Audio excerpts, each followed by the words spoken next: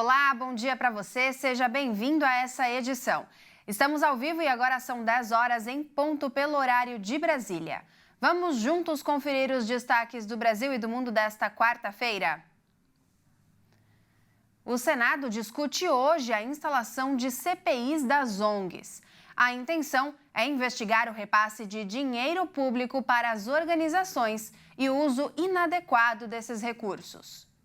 As organizações da região da Amazônia são o foco de investigação, que pode criar uma CPI das ONGs no Senado para obter informações sobre o possível uso inadequado de recursos públicos.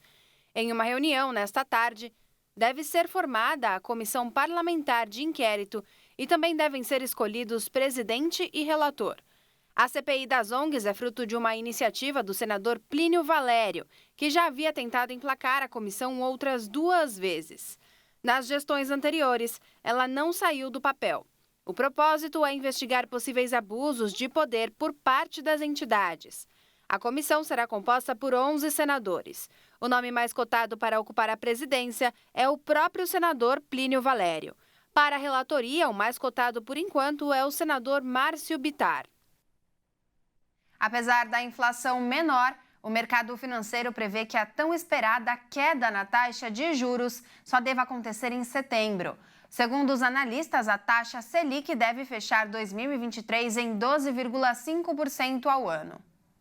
A perda de força da inflação nos últimos 3 meses passou a atuar como aliada do governo na pressão pela redução dos juros básicos. Apesar disso, os analistas do mercado financeiro são relutantes e mantêm a aposta de que o primeiro corte da taxa Selic deve ocorrer apenas em setembro. A trajetória de queda dos juros básicos no segundo semestre é decisão unânime. Restam dúvidas somente sobre o início e a magnitude dos cortes. Atualmente, a taxa Selic é de 13,75% ao ano, o maior patamar dos últimos 6 anos, desde agosto do ano passado. As estimativas mais recentes dos economistas consultados semanalmente pelo Banco Central mostram que a Selic vai encerrar 2023 em 12,5% ao ano, com 3 quedas de 0,5 ponto percentual previstas para as reuniões do Copom de setembro, novembro e dezembro. Durante um evento, Luísa Trajano, a presidente do Conselho de Administração de uma rede de lojas, cobrou uma mudança do presidente do Banco Central. Ela falou que até setembro já vai ter muita gente quebrada. E falou que já fez mais de 20 ligações a Campos Neto para que haja uma redução na taxa básica de juros. Irredutível mesmo diante da pressão, o presidente do Banco Central, Roberto Campos Neto, destacou que a curva futura de juros tem apontado para taxas menores, sem especificar a data. O número de pessoas deslocadas à força no mundo atingiu a marca recorde de 110 milhões. Segundo um relatório da Agência de Refugiados das Nações Unidas, divulgado nesta quarta-feira. A guerra na Ucrânia e os conflitos no Sudão contribuíram para a marca histórica.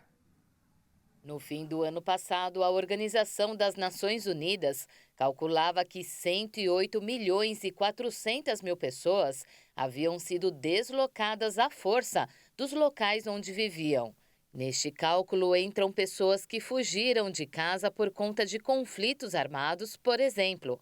Nos últimos meses, quase 2 milhões de pessoas passaram a fazer parte deste grupo. Segundo a ONU para Refugiados, o conflito no Sudão foi o principal causador de deslocamentos à força neste ano. De acordo com a ONU, atualmente cerca de metade das pessoas deslocadas à força são de 3 países: Síria, Ucrânia e Afeganistão. Antes de 2011, quando começou o conflito na Síria, o número de refugiados e deslocados no mundo se mantinha praticamente estável, em 40 milhões de pessoas. No entanto, esse número veio subindo ao longo dos últimos anos. Além dos conflitos armados, a ONU cita a perseguição de pessoas, discriminação, violência e mudanças climáticas. Ao menos 57 pessoas morreram nesta quarta-feira no naufrágio de uma embarcação com migrantes a bordo nas proximidades da península do Peloponeso, no sul da Grécia. E essas informações foram divulgadas pela Guarda Costeira em um balanço atualizado. A embarcação, que estava com centenas de imigrantes, de acordo com uma fonte do Ministério Grego das Migrações, afundou em águas internacionais a 47 milhas náuticas da costa da Grécia. Um total de 104 pessoas foram resgatadas. As crianças que sobreviveram à queda de um avião na floresta amazônica colombiana e passaram cerca de 40 dias perdidas, agora são alvo de disputa judicial no país vizinho. De acordo com a Justiça da Colômbia, a disputa pela custódia das crianças indígenas começou entre os parentes dos 4 irmãos encontrados na última sexta-feira.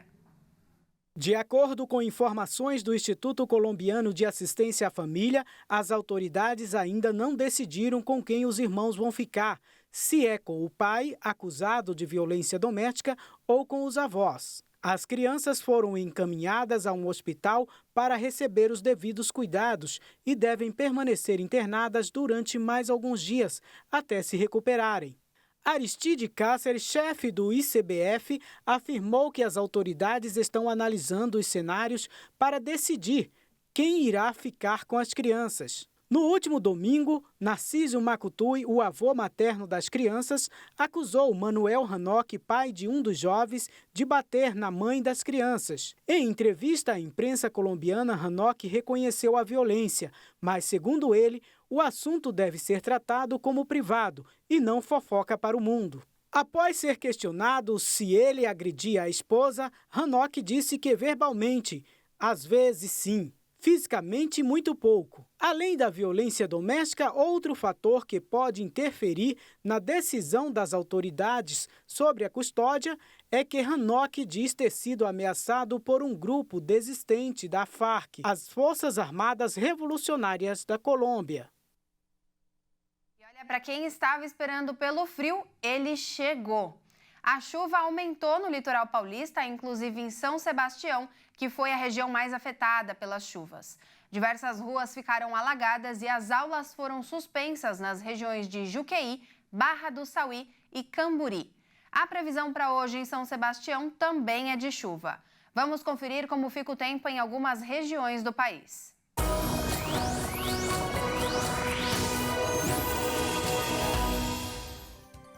Começamos pelo sul, por Florianópolis, em Santa Catarina.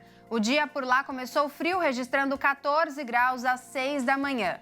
A previsão é de que o dia seja de chuva durante todo o dia e a noite. A máxima pode chegar apenas a 18 graus. Na região centro-oeste do país fica diferente. Em Brasília, no Distrito Federal, a previsão é de que o dia seja de sol com poucas nuvens e não chove. A máxima pode chegar a 28 graus. Para finalizar, vamos conferir aqui em São Paulo. O dia começou com muito frio e garoa, registrando 14 graus às 6 da manhã. E a previsão é de chuva durante todo o dia e a noite. A máxima pode chegar a 18 graus, então não esquece de pegar o casaco. Essa edição fica por aqui. Muito obrigada pela sua companhia. E como aqui na HIT a notícia não para, daqui a pouco eu volto com mais informações. É às 11 horas, não perca. Até mais!